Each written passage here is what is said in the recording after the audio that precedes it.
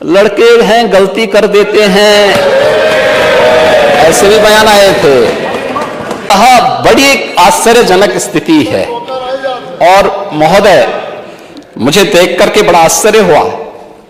ये लोग प्रदेश के अंदर सुरक्षा की बात करते हैं। हम शर्म तो तुम्हें करनी चाहिए जो अपने बाप की सम्मान नहीं कर पाए। कम से कम इस बात पे शर्म करनी चाहिए। किस प्रकार का आचरण होना चाहिए? हमने नाम नहीं लिया किसी का, लेकिन जो वक्तव्य कभी बोले गए हैं उन वक्तव्यों पे चर्चा तो होनी ही चाहिए। क्यों नहीं चर्चा होनी चाहिए? किस प्रकार की बात करते हैं जी? आप कुछ भी बोल रहे हैं, दूसरा व्यक्ति नहीं बोलना चाहिए।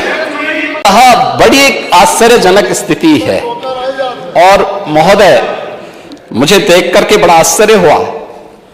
ये लोग प्रदेश के अंदर सुरक्षा की बात करते हैं। हम शर्म तो तुम्हें करनी चाहिए जो अपने बाप की सम्मान नहीं कर पाए। कम से कम इस बात पे शर्म करनी चाहिए। किस प्रकार का आचरण होना चाहिए?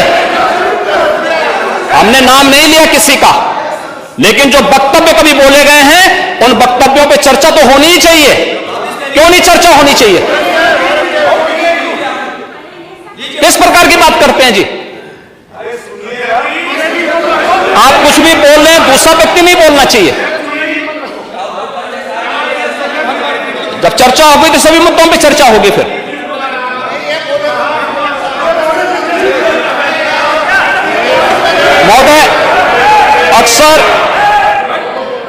महोदय अक्सर जब हम लोग अभिभाषण की चर्चा करते हैं तो कोई भी संवैधानिक प्रमुख सरकार की उपलब्धियों के बारे में चर्चा करता है और अपनी भावी योजनाओं को भी, सरकार की भावी योजनाओं की भी चर्चा करता है।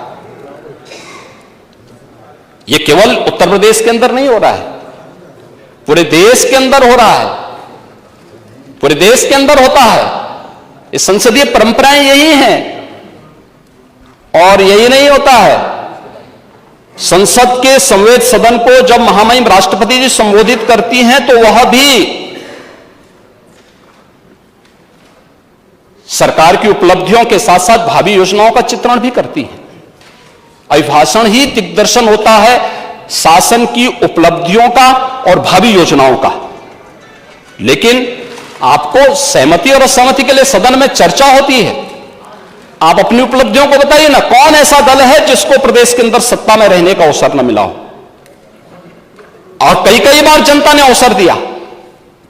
अगर आज अपने कारनामों से जनता आपको ठुकरा रही है तो इसके लिए अपने कारनामों को दोषी ठहराइए, उत्तर प्रदेश की जनता को मत दोषी ठहराइए।